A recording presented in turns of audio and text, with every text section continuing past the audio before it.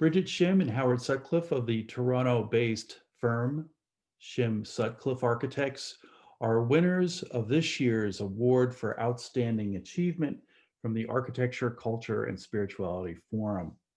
The purpose of the award is to recognize, celebrate, and raise public awareness of exceptional work that significantly advances the mission of ACSF. Shim and Sutcliffe were chosen for their demonstrated sensitivity to the spiritual in their built and unbuilt work, according to the ACSF Board of Directors. Bridget Shim apprenticed with Arthur Erickson in Vancouver. She began teaching in 1988 at the University of Toronto's Faculty of Architecture and Design, where she is currently a professor. She has served on numerous international, national, and local design juries and is on the Aga Khan Architecture Awards Steering Committee. Following graduation, Howard Sutcliffe immersed himself in the making of architecture. He contributed to the studios of Ron Tom, Barton Myers, and Kovera Payne McKenna Blumberg, working on international and national competitions and built projects, including the Kitchener City Hall. Shim and Sutcliffe formed their practice in 1994. Among their celebrated works in the realm of the sacred are Congregation Bethlehem Synagogue, the Atherley Narrows Bridge Project, the Long Dang Sing Temple, and the chapel and residence for the Sisters of St. Joseph in Toronto. Shim and Sutcliffe's work has won local, national, and international recognition and awards, and has been exhibited internationally and been published throughout the world. Welcome, Bridget Shim and Howard Sutcliffe. What I wanted to do for us in this talk is really begin by speaking about some of the forces that shape our work, the idea of light, water, winter, materiality, to just use that as a kind of introduction, and then to present, in effect, spiritual projects, both built and unbuilt. I'm going to start with the St. Catherine's Chapel at Massey College, then Congregation Beta Am, which is in Portland, Maine, and then our project for the Sisters of St. Joseph of Toronto, and focus really on the chapel. Then a Taoist temple in suburban Toronto called the Wang Dai Sin Temple, and then end with an unbuilt project for the Majinkanan Fish Fence Circle, which is a First Nations group working in collaboration with a whole group of local stakeholders. And it's really a kind of unbuilt work, but for a very interesting and eclectic group. So really, this is a photo from our own house, which is in a back alley in Toronto. And we're always trying to amplify our winter light and shade ourselves from the harsh summer light. We live in a seasonal climatic zone. And really, for us, it's about how to understand the qualities of light. So this is a very, very early project for us. In a way, this is a dining hall for a camp for for inner city kids.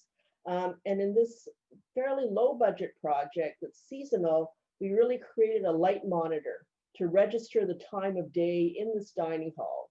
We used off-the-shelf greenhouse glazing combined with glulam structural frames and metal tie rods. And the piece you see down the middle are actually 2x4s, so literally wooden sticks, but they connect the light and natural ventilation. So this is actually Moorlands Camp. This is a very recent project called it's a retreat at Lake Kawagama, which again is a kind of north of Toronto, maybe about a 3-hour drive.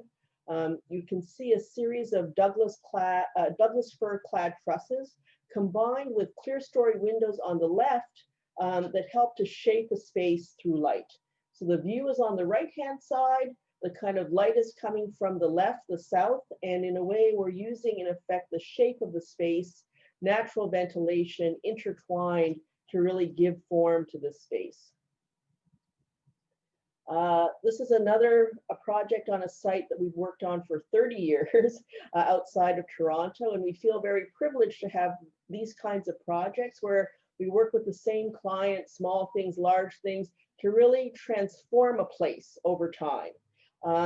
This is a kind of a series of a series of Corten steel panels that are water jet cut. And in this view, we're linking light and nature, which is again an ongoing interest. And the vibrant fall leaves really transform the space. So the color you're seeing is actually not artificial color, but it's actually the color of the autumn leaves on the exterior that are actually shaping the space. And in a way, nature is actually weaving the space together, both metaphorically and literally. In Toronto, we live at a 43 degrees latitude. And so we're always, as architects, trying to harness light as a force to help us continually recalibrate our understanding of place and context. So in a way, we actually want to paint with light. For us, winter is a very long season that we love to celebrate and enjoy. This is a very early project, a plywood house in an existing apple orchard, but we also asked our photographers to take pictures in snowstorms. And then we also think about our buildings from the outside in and from the inside out. So here's actually a view from the kitchen sink where you're actually between the actual rows of the apple orchards. And we're just very aware of the everyday as well as the celebratory aspects of life. In so many of our projects, we actually really feel water is a kind of important force.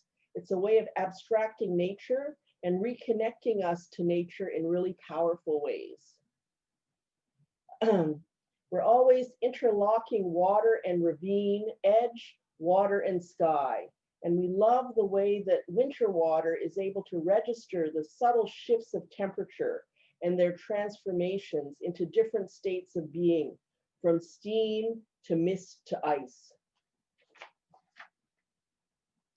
We really love using winter water and really using it as a way to celebrate this kind of long season in our climatic zone.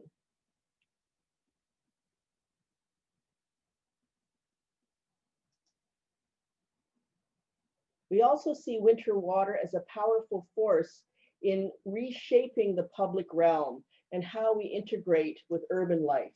Even more pressing of an issue during COVID, where in effect, how do you enjoy outdoor spaces and use them throughout the seasons? For Howard and I, the fabrication of materials and their eloquent assembly is an essential dimension of our architecture.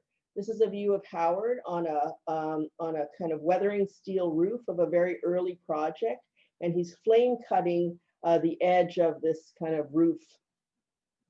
And it's the way this whole idea of full-size mock-ups and really using this kind of these built pieces as part of our working method, as a way of testing, is actually really critical. We started this in the very early projects, and we continue to do it because it enables us to experiment and to step outside of the normal boundaries of regular construction. And that we're always exploring different materials and understanding their properties and potential. We work with many amazing fabricators who help us to realize our ideas and to transform them through built work.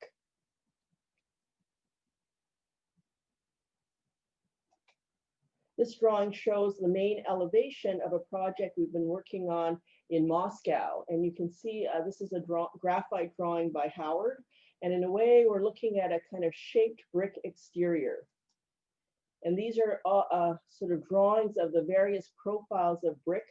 We actually worked with a company called Pedersen Tegel out of Denmark, and they were able to do a whole series of custom bricks for us. And this is a full-size mock-up where, in effect, we actually pair these organic handmade bricks with very precise horizontals made of Corten steel. And in a way, we really like the way the horizontals act as snow catchers in the winter. Moscow is at 54 degrees latitude, so this kind of sense of really being of a place is really essential.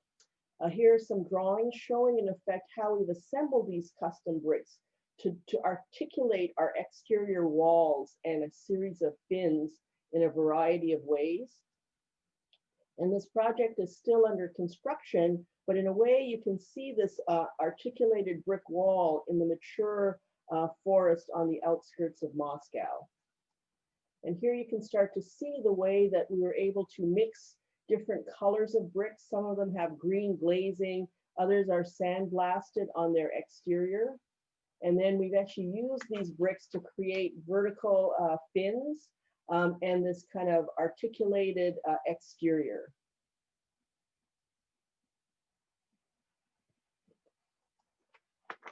And here you can see it in relation to the trees in the forest. And in a way, we wanted to design a building that really belonged in this place. So our very first sacred space was actually not a new building, but inside a building called Massey College in the University of Toronto. It was designed by Ron Thom, and it's one of the treasures of Canadian architecture. So this is a black and white view from the 60s. It's a series of residential colleges around the courtyard. For about 20 years, we were the college architects. And so we were asked to design many things to help the college. We created a new west gate for accessibility reasons. And in a way, a lot of our work I would call stewardship. Some of it you shouldn't even know we were there, because if you did the right thing, you should almost disappear. And other things we're trying to make sensitive additions to the existing. So this is a kind of new entry gate, and every room has a fireplace. So there's a whole series of stacked firewood. This is the master's garden, which we designed, and fountains. And then a new kind of entryway to the college, and we're using weathering steel on the interior. And this is the Robertson Davies Library, where we redesigned a new space within the existing shell. Designed the St. Catherine's Chapel. So this is kind of a space that is within an existing space within the college. Here's the entrance. And there were a series of plaster vaults that we reclad in wood, and we created, in effect, a kind of new sacred space, and celebrated the structure and integrated the lighting within it. So that was our very first kind of sacred space that we had ever designed. In a way, I want to kind of share the remaining sacred spaces through the lens of section. And in 2014, we were invited by the University of Venice to contribute to the Venice Biennale, and they had prepared an exhibition called Details: Architecture Seen in Section.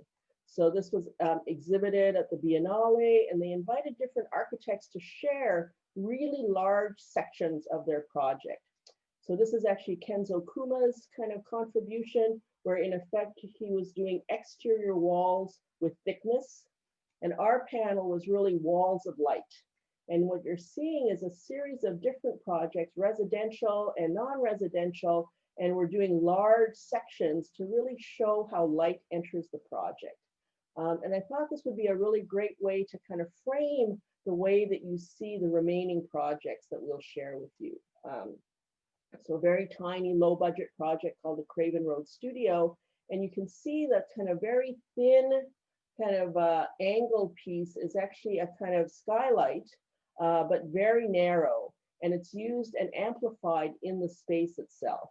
So here's a view of the space, and that narrow skylight combined with these wooden coffers actually amplifies the light and really creates, in effect, a kind of a light, a kind of wall in the upper portion, and the lower portion is for display and for exhibition. This is a project called the House on Henry's Meadow, and you can see on the sloping plane is actually a skylight with a kind of wall that bisects it. This is a section taken through a stair. You can see a reflecting pool on the left-hand side and the rest of the residence on the right-hand side. So this is actually what the project elevation looks like. It sits in Quebec. And in this area, they actually use a lot of stacked wood throughout the landscape. And so we were really inspired by this kind of local tradition. And so here you can see this kind of cut stacked firewood. And here you can see where that section is taken with the skylight and the stair and the main living space. And then at night, what happens is that the wall, which is quite mute, transforms. So the combination of the skylight changes it quite dramatically from day to night. And then you can see that the clear story window below really allows the wood wall to levitate. And then you actually get almost a screen made up of these firewood pieces looking from the inside out. And then the other project is the Integral House, which we designed a few years ago. It was designed to kind of have curvilinear spaces. So this is a very early sketch, a very early model. And then a drawing showing the 97 different deep fins that we used. And here are some drawings of those deep fins where we really wanted you to be aware of light passing across a wood surface, as opposed to all of the different assemblies of North American construction. Here's a view of a series of the kind of forms for these 97 wood fins, and then a view of a mock-up of it. So we're really using, in effect, these fins to help you to shape the light.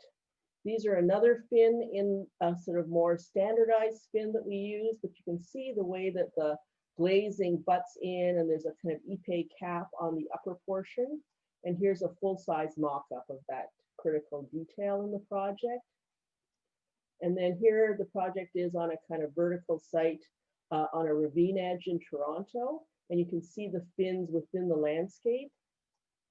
And here you can see the entrance and the fins at the kind of entry level. And a view of the kind of both deeper fins, which are in the upper portion, and then the more regular fins that are below. And in a way, for us, those fins are really critical because with our kind of 43 degrees latitude and our northern light, you really get these kind of amazing kind of different shadow conditions, especially in the winter. So each season changes, and the kind of idea that the exterior is not just about a glass box or a kind of within the modernist tradition, but really trying to shape light and using the fins instrumentally to really give you a sense of where you are on the planet, a sense of place and specificity.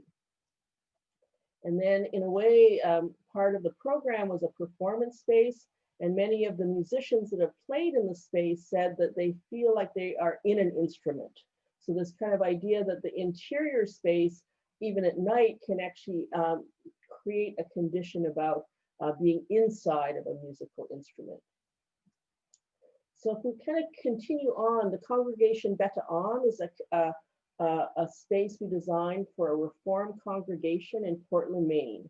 And this section is really key to everything. So what you're seeing in effect is a sloping skylight, a very gentle slope, and then a vertical clear story. But in a way, there's a kind of angled fin or plane, and the light can come either in front of this plane or behind the plane. And the kind of time of day really changes your experience of the space itself. So here are some early sketches that really are exploring this idea of the wall of light. So here's a view looking at what early morning might look like. And then in effect, looking at sunset. So in a way, the building doesn't change, but the way that you experience it in relation to the time of day is what changes. So here's a kind of rendering where you can see that kind of angled baffle piece and the way that light will fall in front of or behind the actual angle piece that almost becomes an indicator of the time of day. Here are some early study models with walls that are more kind of smooth and walls that are more textured. And then this early sketch sectional model. We actually think of our models almost like sketches, and we kind of use them in that way in the studio.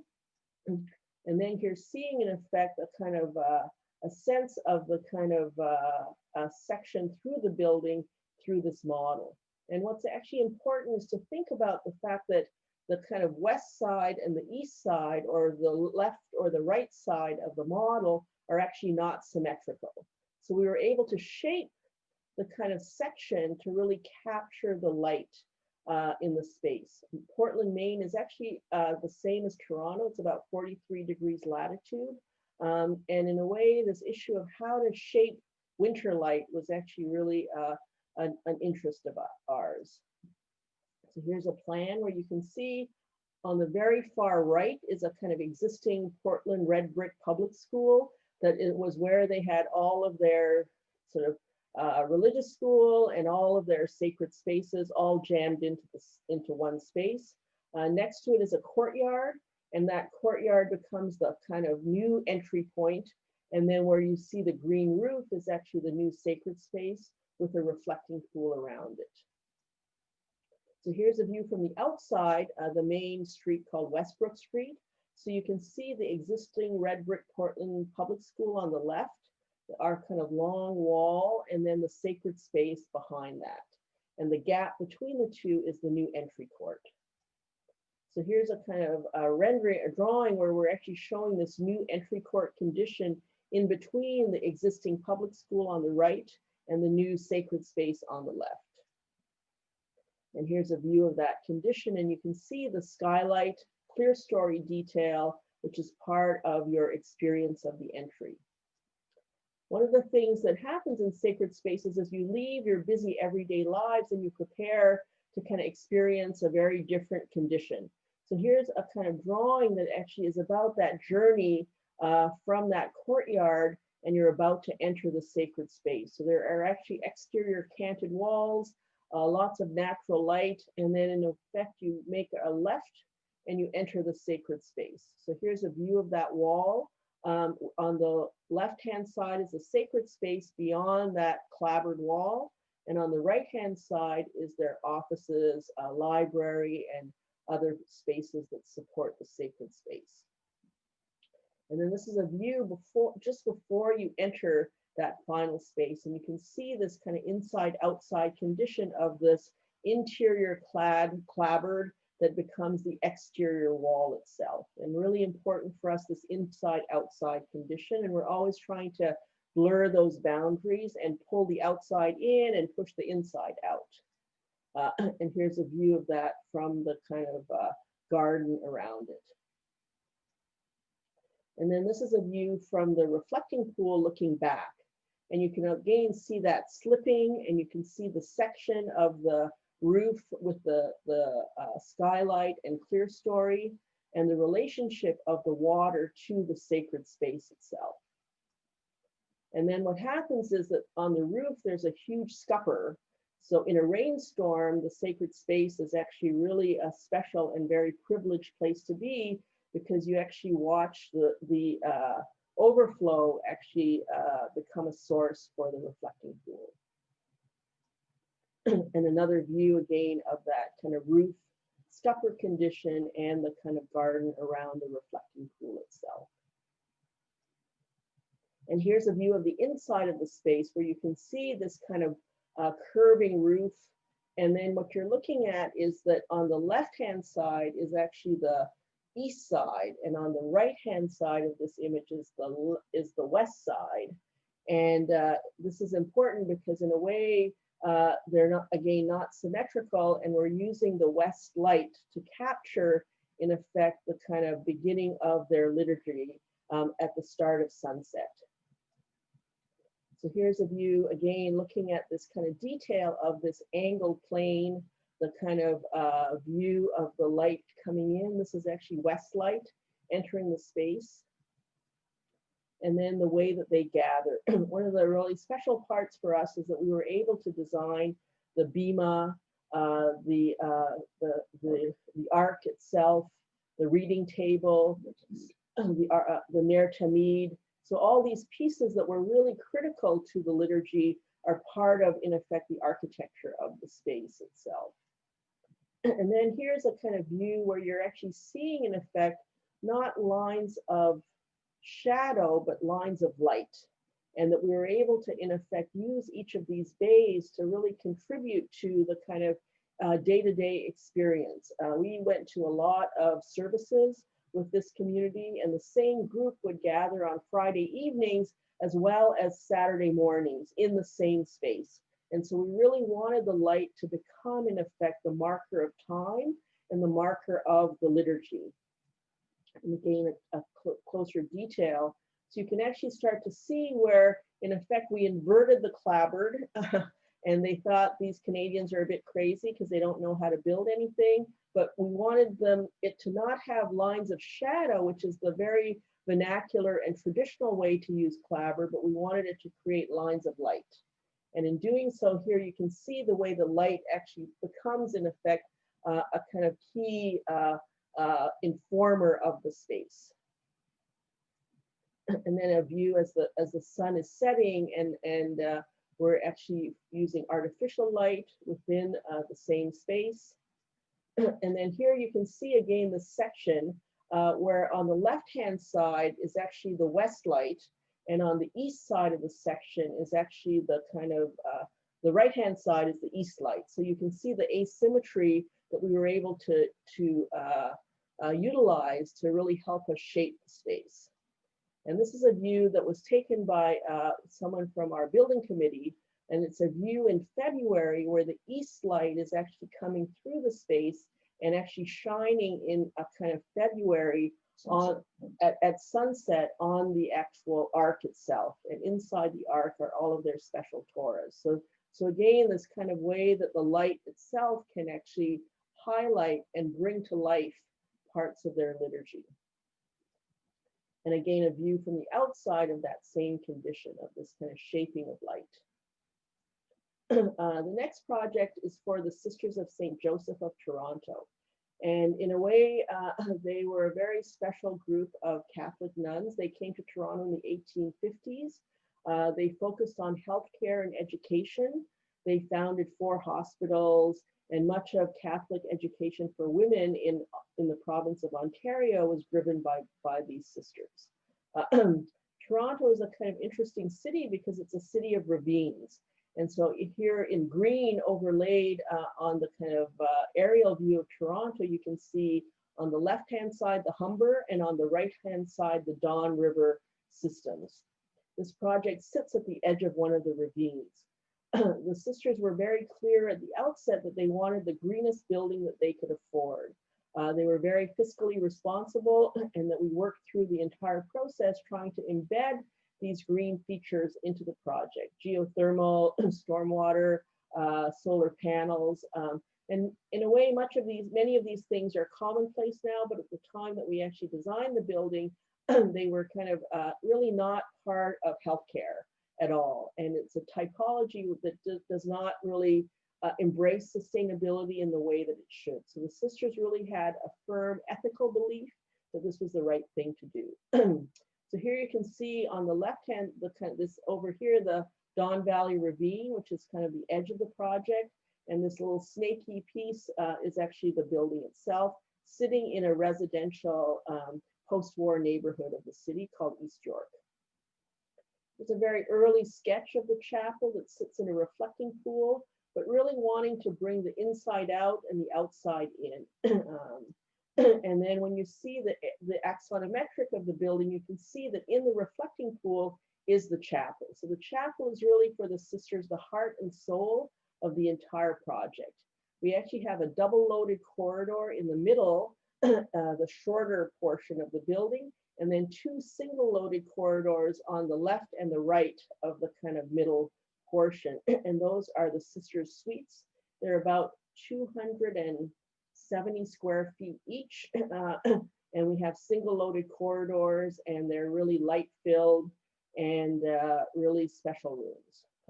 So here's an aerial view where you're seeing, in effect, the Don Valley on the right-hand side, one of our main expressways, this kind of ravine slope, and then the kind of residential portion of the building.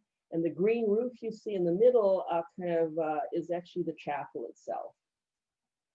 And here's a different angle of it. So you can see when I was showing you the axonometric, the double loaded portion in the middle, and then the two single loaded wings going off in either direction, with the chapel being situated right at the heart of the building. And then here's a view of the chapel in the reflecting pool, the curve of the building, and the CN Tower, which is our local landmark in the distance. On the right-hand side, you're looking at the Taylor House, which is an 1850s residence. And when the sisters first bought the property, they asked us if they could move it or tear it down. It took us about a year to convince them that we could keep it and incorporate it into the project. It's probably the only heritage building in all of East York, and we actually felt it was important to retain it, but to find a good use for it. So they use it for reading rooms, meeting rooms, and then guest rooms on the second floor. And here's a view of the new entrance to the project, where behind the kind of green and corten facade is actually single loaded corridors, and the sisters' rooms look onto the ravine. Here's a winter view where you're seeing the corner of the Taylor House on the right, fairly intricate brickwork, a kind of turret room that almost starts this kind of facade of the building. And what you're seeing here is a detail where you're seeing in effect the corten exterior, and then inside is a powder coated aluminum. So we're actually using the two materials together to really shape the exterior of the residential portion of the building. And here's the new entrance on the right-hand side. The driveway has 63 geothermal pipes that go about 250 to 260 feet into the ground, that does all the heating and cooling for the entire building. A view in the winter, looking at the kind of curvilinear portion of the building, and the front entrance in the middle with the corten canopy. This is the lobby where you're seeing in effect the kind of fairly thin lobby viewing the residential neighborhood, the reflecting pool, and then on the far left is the edge of the chapel itself. And this is a section where you're actually looking through the building, and on the right-hand side, you're seeing the chapel in the reflecting pool. And it was designed so that the second floor of the chapel was accessed by sisters that were infirm. So you could come from your residence room right into the second floor of the chapel without having to go through the public spaces. And here's the threshold between the kind of main building and the chapel itself. And you can see the reflecting pool wrapping around. And then here we are on the second floor of the chapel, looking down into the kind of double height space. And these are the Stations of the Cross, which they brought from their previous monastery into this new home. And then a view where we're kind of pushing the landscape in and also pushing the building out. So this kind of play and interrelationship of built form and nature is really important to us. And then also we were able to design the altar, the ambo, the kind of all of the various pieces of the project for the sisters as well. So here you're seeing the kind of main entry to the chapel, and this kind of pushing and pulling. The curved glass pushes into the space, and in effect, the kind of edges push out into the landscape. And this is a kind of detail. We also did the kind of eternal light in the space, which is kind of kept on all the time. So, and here's a view again of the kind of landscape and this critical point where the altar is actually just in front of you. And then views of the water, which actually surrounds the actual chapel itself. And a sense of the chapel sitting in this kind of reflecting pool that really allows you to register kind of these subtle shifts of temperature and changes, and connects you to the landscape beyond. The next project is a kind of, and this is the last built project, is actually the Wang Dai Sin Temple. And Taoism is one of the oldest religions in the world, along with Confucianism and Buddhism. What's interesting about the Taoist religion is that it's actually about connecting the mind and the body. And so they have a kind of spiritual practices where they chant and they burn incense, but they also do Tai Chi. And Tai Chi isn't just exercise, but it's actually part of their spirituality. So we've been working with this group, we actually showed them a kind of early model like this. And when they saw it, they said, whipped horse. And we thought, what are you talking about? And in the end, it was actually a Tai Chi move that they really liked because it was both in balance but asymmetrical. So in a way, this very early study model spoke to them about the potential of the project. And here are some very early studies that we did looking at the interior of the space and using, in effect, catalog skylights to create light monitors that would, in effect, shape the kind of interior of the space. So these are sort of early studies kind of thinking about the relationship of light to the space itself. So the project sits in a very suburban residential neighborhood. The road that is the main road is a 5-lane arterial road. And the site where you can see was really a site for a single family residence. And right now it's jammed between a kind of suburban cul-de-sac and a kind of a 60s suburban neighborhood. And you can see all of those parking spaces laid out. So there are very strict bylaws for places of worship in this part of the town of Markham. And because of those requirements, we have to provide a lot of parking, even though for the Taoists, they never gather like church on Sunday. They all only come in smaller groups, but we had to meet these requirements. So you're seeing all the parking requirements on the site. And then you're seeing the ground floor plan, which is actually quite simple. You can see these very deep bins that we have at the lower level of the plan and the upper level. And those provide, in effect, natural ventilation. So we actually are using almost like long vertical windows to get really great cross ventilation through it. And then on the left and the right, the west and the east sides are almost no windows. There are no windows, ensuring privacy for the neighbors on either side. This section is really key because what you're seeing is on the left-hand side of a series of structural piers is a kind of long cantilever. I think it's 10.7 meters on one side, and then on the other side, it's 5 meters. And so one is the counterbalance for the other. And in a way, we could easily have put columns to support it, but in a way, in the spirit of this kind of Tai Chi move that they saw, the left-hand side and the right-hand side are both cantilevered. And in doing so, it really creates a kind of dynamic space underneath that can be used for parking cars, but also for other things. In the section, you can also see the role of these skylights. They're actually all motorized. So when they actually worship, they use a lot of incense because incense is actually connecting you to your ancestors above. And so it's not just a kind of nice thing, but actually part of their spirituality. So what we can do is we have a concrete floor and these motorized skylights and these windows to the south and the north. So we can actually get really great ventilation, and they burn a lot of incense, and it allows the space to be renewed and refreshed on a regular basis. This is a detail showing you the kind of deep fins, and then also you're seeing in effect the role of these skylights, both as a kind of part of the spirituality of the space, and also as an armature for these big rolls of round incense that they use in the space. So here's a view from the outside, and you can see them doing Tai Chi underneath this long cantilever. Even if it's rainy or kind of or really hot, it's a really great place for that.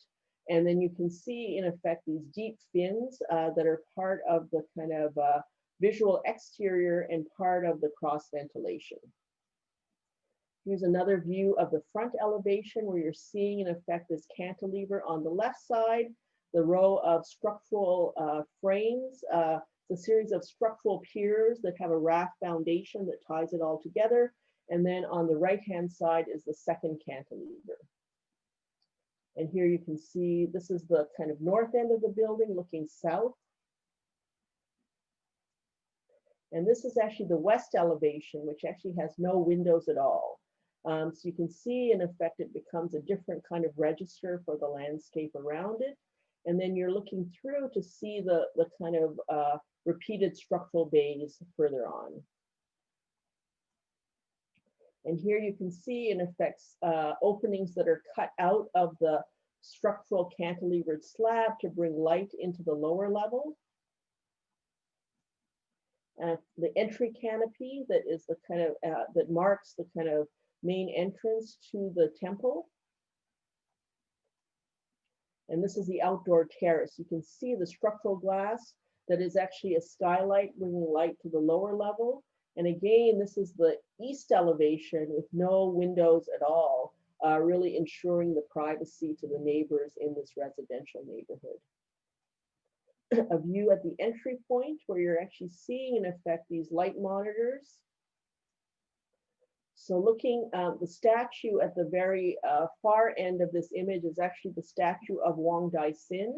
You can see these light monitors that are really a kind of catalog round skylights, but they're all motorized.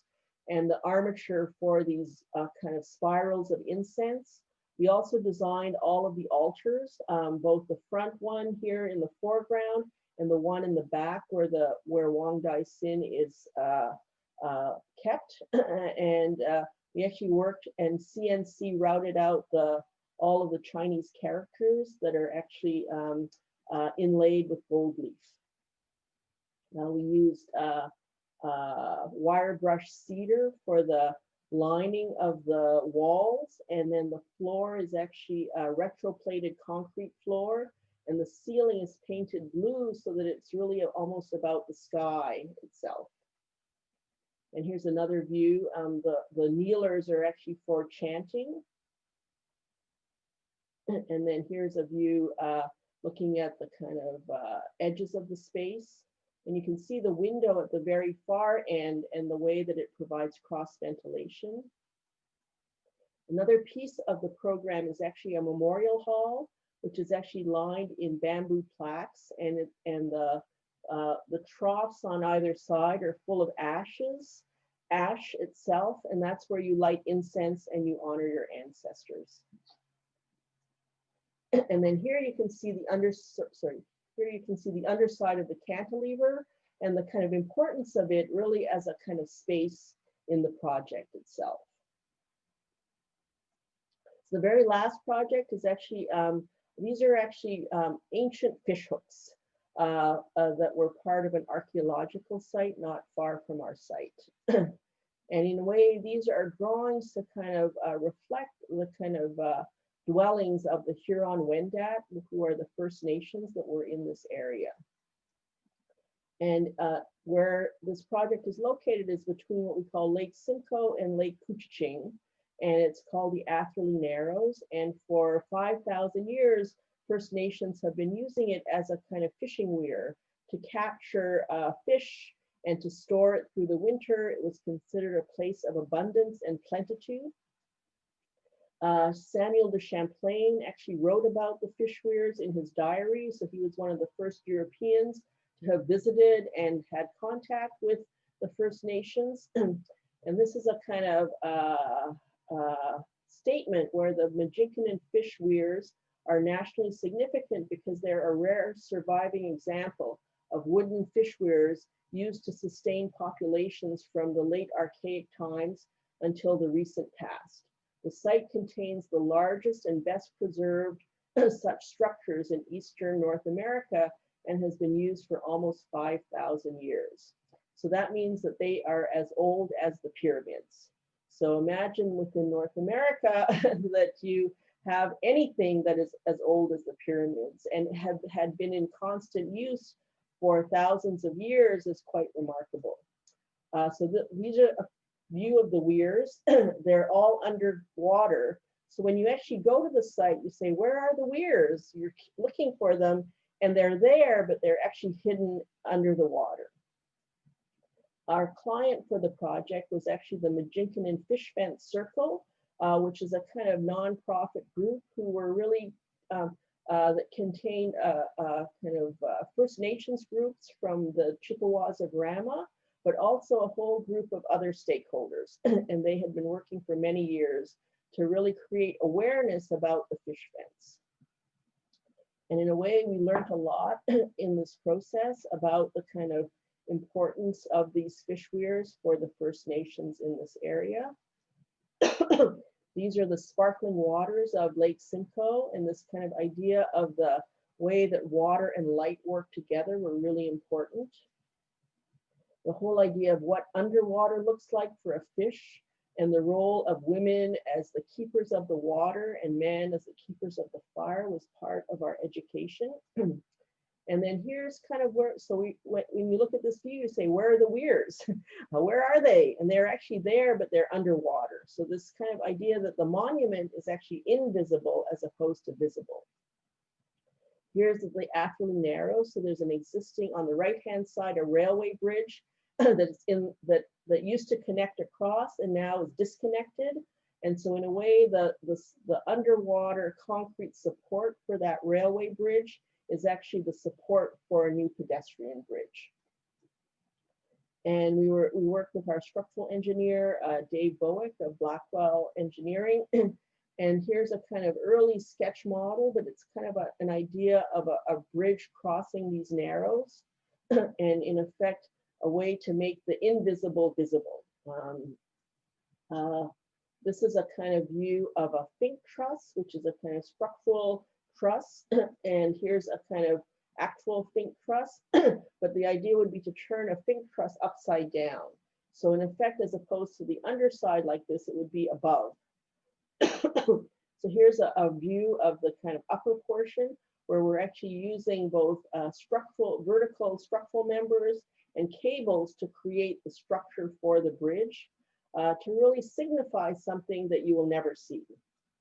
And then underneath the bridge, we created and designed an interpretive center so you could actually allow people to be as close as possible to the weirs, but also educate them about what they are.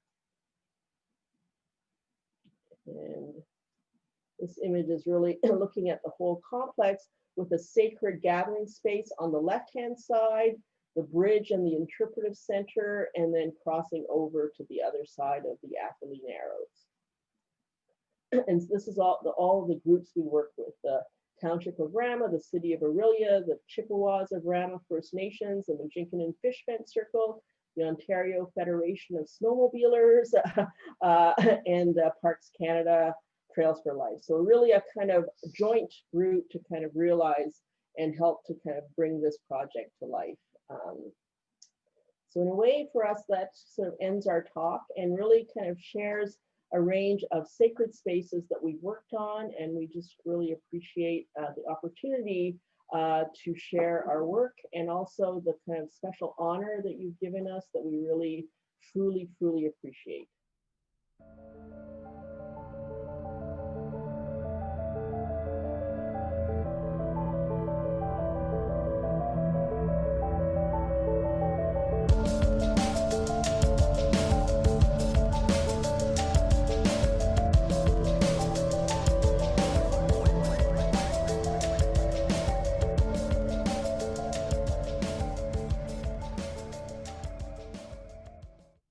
Yeah, this is Mike. Thank you so much for that presentation. It's wonderful to see these projects built and unbuilt. I have to say personally that I've visited most of these buildings myself, and they're even better in real life. And so congratulations on the really wonderful range of work we've seen here. And we already have some questions coming in from audience members. The first one is, what architects and buildings have most influenced your work over the years? So I'll let Howard answer that one. Well, that's a good question. I mean, when we first started our practice, we went to the University of Waterloo, and it was a very kind of academic and urbanistically kind of education, and we kind of wanted to build things, and so then we were interested in architects at that time in the mid '80s who we really believed took construction and building to a different level. And of course, at the time, people like Scarpa were had some notoriety and people like that. So a combination of Scarpa and Alto and architects who really use the kind of what's the right word, the kind of fabric of buildings to make meaning, and whether it's a flashing or a windowsill or a door threshold or a handle. We took those on as things that had meaning, and were able to use, not try and make them invisible, but actually articulate them to give meaning to the building. So that was kind of our early interest. And I think we were also interested in architects who were kind of, I would say, transitional between let's say classicism and modernism. So all kind of like interesting and kind of people like Furness and Maybach and Leverance, all those people who were kind of crossed over from a kind of classical education to a more mainstream modernism, and brought something from the classicism into modernism, which was, I think, super interesting. And in the end, people like Leverance went really kind of like really seriously modern and kind of in a very abstract way. But I think there were, kind of quite interesting group of architects like that who influenced us a lot. I mean, people like Asplund in Scandinavia, who were also transitional. And then, I think overall in our work, not shown here so much, but in some of the other projects, the influence of Wright, certainly of Alto, and certainly Alto, I think probably is the primary influence, mainly because of the kind of humanism of Alto. And I think, I think one of the things that's been described about his work is a kind of open-endedness, that his solutions allow, human life to kind of take place and kind of, and to not, and to be kind of address a multitude of ideas, big ideas and little ideas through the buildings that are kind of open-ended, I would say. So that those would be some of the early influences, and still remain influences today. I mean, they're kind of huge models of these architects who spent a whole lifetime searching and opened up a huge amount of fertile ground, I would say, for future architects. We have another question that's come in, and what is the relationship between theory and practice in your work, do you think? You seem to sort of rely on the sort of phenomenological experience of architecture. For sure. I mean, I think we try and address every project from all different levels. I mean, there's always you're kind of problem solving, and sometimes that problem is philosophical, and sometimes it's how to make a door work or how to make a gutter work. But all those, the range of issues is always has to kind of form with has to kind of come with a framework which you establish for the project, which is kind of, I guess, the theory of what we do. So we believe in the need to have intention, expressed in the project. So the kind of, and whether that's a feeling or whether that's an idea, somehow that needs to be legible in the final work. So the kind of ideas embedded in the project need to be legible, either subconsciously or consciously or both, by the users of the building. And I think that's that's played out. I mean, clearly the occupants of our buildings understand them at a kind of both physical level, and as well as like intellectual level. And so as I say, sure, phenomenology is really important to us, but also I would say the kind of historical, we kind of weave our interests of other architects into our work, so that there'll be maybe some kind of reference to another architect, and unless you know the culture of architecture, you may not register that, but they're kind of embedded in the projects. And I think we're kind of, there's kind of deference to to some of these great architects who in the past have studied all these issues before, and had solutions. And then we bring new solutions, but maybe make reference to some of the solutions that were in the past, right? Which require, and that requires, I guess, a kind of cultural education, because if you're not, but I think the ability for the users of the building to at least register the kind of significance of certain aspects and the relationship of the pieces, I think is palpable. We have a very practical question here in terms of how do you manage your practice? Like who does what? Well, yeah, What's the division of labor, the collaboration, that sort of thing? well, Bridget and I have been together since, I don't know, third year of architecture school. So, I'd say we've been together for a long time. We've seen, we've traveled together, we've worked together for 40 odd years now. And so it is completely kind of seamless, I would say, in terms of how we work. We certainly do different things in the practice, and there's kind of some overlap, but not a lot. I mean, Bridget's more of a public person. I'm less of a public person, and so there's different things we do, but we work on all projects together, the two of us.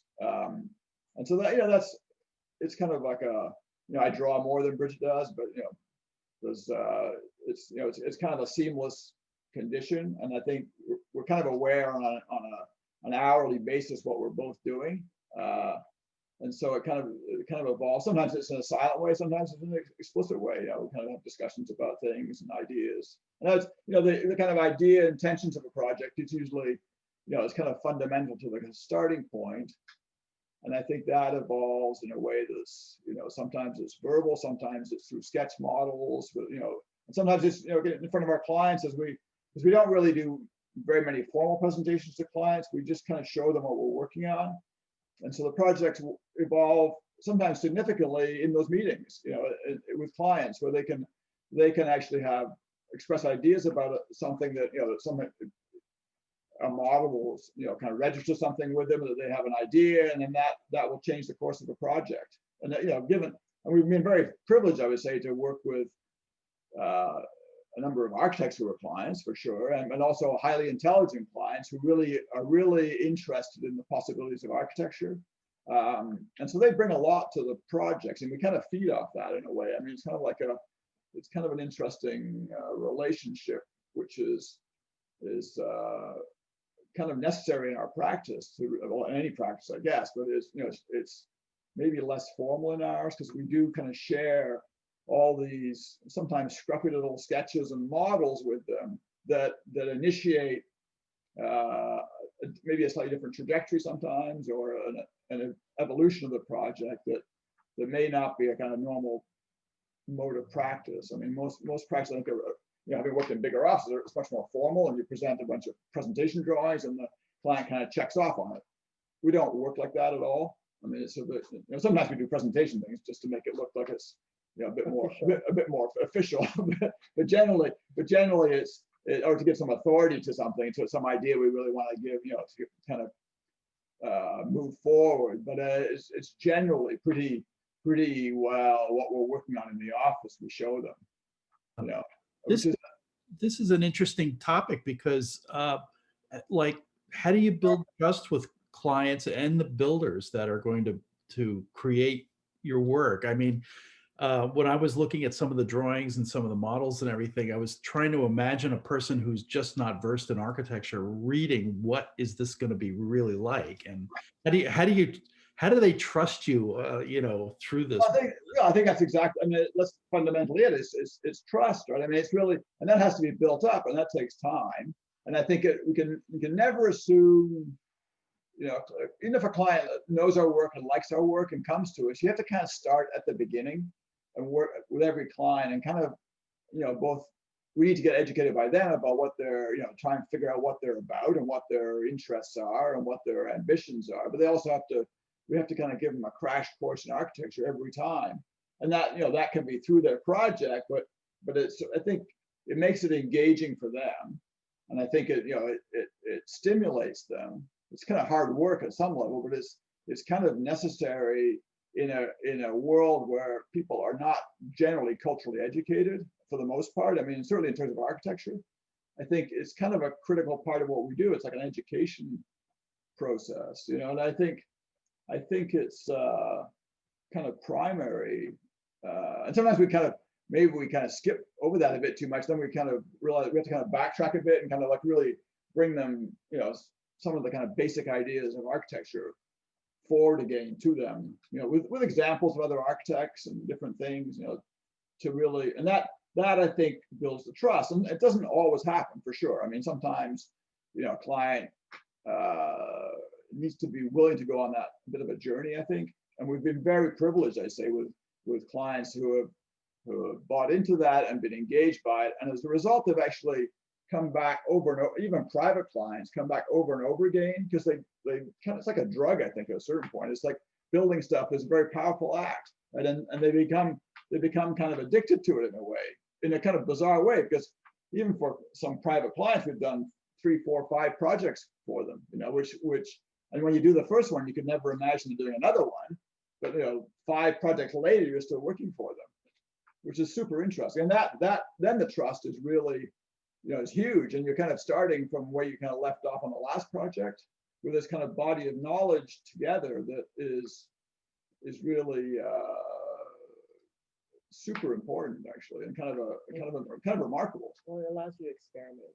Yeah, then for sure you can experiment, right? Because then they do trust you, and you can push beyond each one. You can explore, you know, ideas that maybe with a new client you wouldn't necessarily do. Mm-hmm.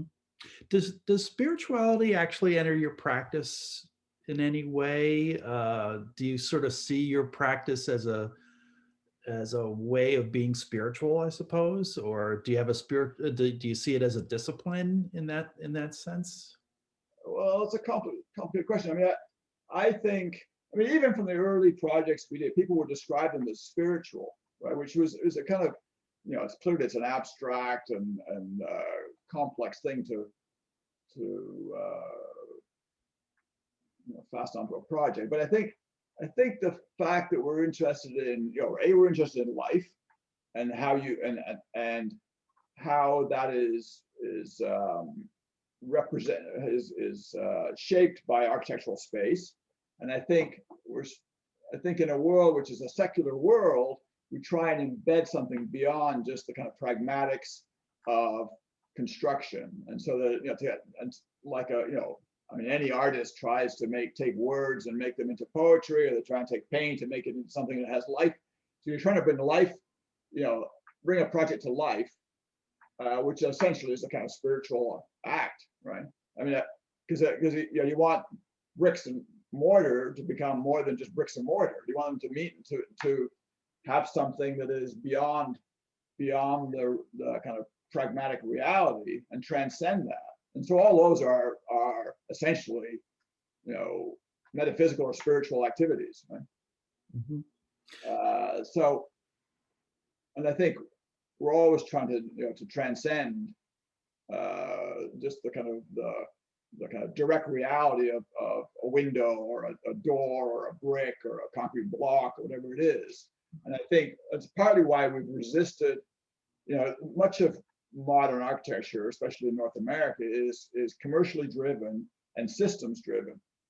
And it's very hard to take systems and kind of subvert them in a way, because they are what they are. You know, whether it's a curtain wall system or it's a panel system or it's like a, you know, some whatever. I mean, it's very hard to subvert that, yeah, you know, in a way that you can actually control it and actually, you know, get meaning out of it, other than the fact it's a panel system or it's a curtain wall system. Mm-hmm. So I think it's one of the reasons we actually tend to design a lot of stuff. I mean, either windows or doors or hardware or furniture, because it allows us to you know, to kind of give meaning to those things, which is part of the project.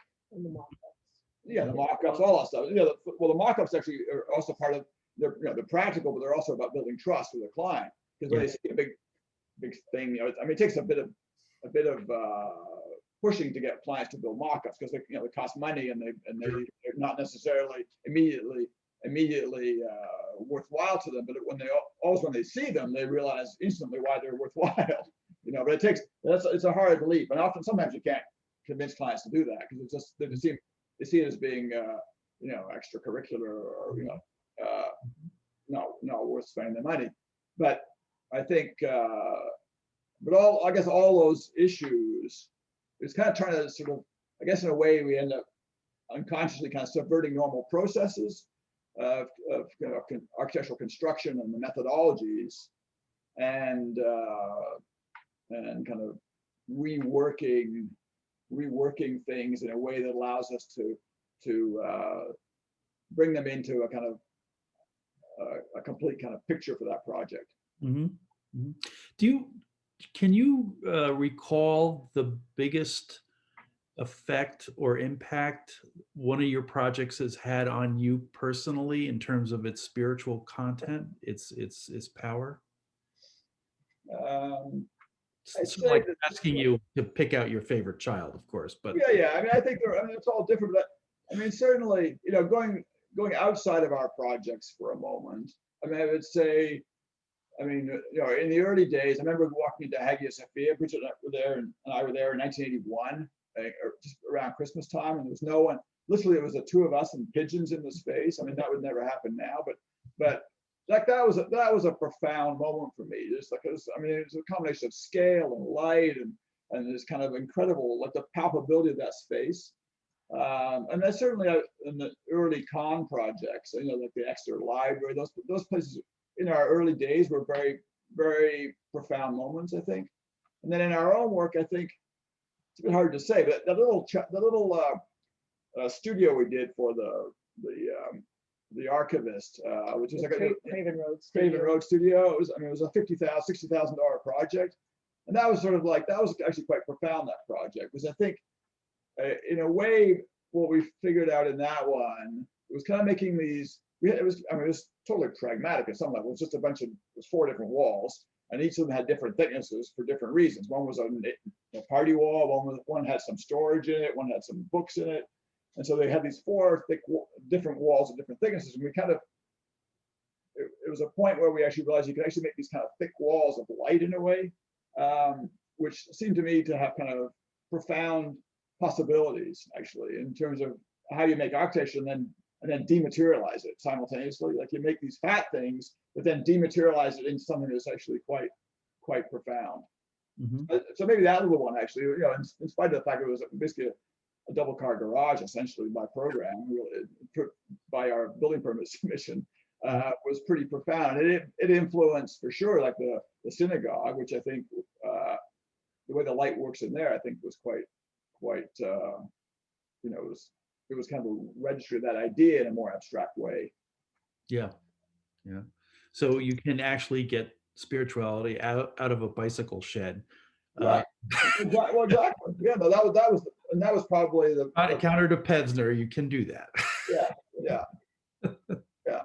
So that was so. It's interesting which projects actually. It's not necessarily the fancy ones or the bigger budgets. It's it's the kind of just. And that it was a single room project, which is an interesting project anyway, because it's just one room essentially. So it's kind of an essential project by its nature. Right? And then it had a little garden. We had a little garden there, so it kind of had all the kind of components of what we do. But I just one comment. What's interesting in the timeline is that we actually had designed the Congregation Beta Am project with a flat roof, not a curving roof on the inside. Then what happened is that they had to raise money. So there was a 2-year period where they were just fundraising to make the project real. And in the meantime, we designed the Craven Road Studio. Right. And we actually saw what the possibilities of the light was. And then we actually when they were ready to start, we said, well, we're not changing the plan, but we actually think you should shape the ceiling and do a few different things. Because we had learned so much from the Craven Road Studio being built. Mm-hmm. And we could show them photos of it. Some of them came to see it. And we kind of explained what we learned from that. and it actually reshaped the project. So it didn't like Just- it didn't move program Yeah, around, yeah. but spatially and in terms of the way the light was shaped, we actually fundamentally learned from one and embedded it in the next project. Fascinating, fascinating. So it's not a straight line, for sure. Right. No, the curve actually is kind of critical because it puts the two walls on, you know, the east wall and the west wall into kind of tension. Yeah. And in the little model that Bridget showed, which just has the kind of plane line between these two walls. I mean, that's the ideal version of that project because it's kind of this catenary thing, which has then becomes a kind of tent in the desert in a way, which would be kind of goes back to the kind of ancient condition. But that's sort of the idealized version. And we couldn't actually do that because it was a very low budget project. But we end up doing these kind of, you know, bowstring trusses upside down, which is kind of cheap way to achieve that. But it would have been, you know, ideally it would have been kind of these kind of two canted walls with tensile members, you know, staked out on the ground, and then the kind of catenary between the two. That would have been, that's the ideal version of that project. Yeah. Somewhere I'd like to do that exact project. Fantastic. Well, Yeah. Bridget and Howard, thank you so much for sharing your work with us this afternoon. And it's been a wonderful presentation and a great discussion. We really have Well, enjoyed. it's a pleasure for us because, yeah, it's everything we believe in. I mean, it's what we do. Yeah. We're very honored to receive this award from your community, and we really are humbled by it. So thank you so much for that. It's wonderful to have you as one of our honorees. It really is. So good luck, and thank everybody here for being with us for the afternoon.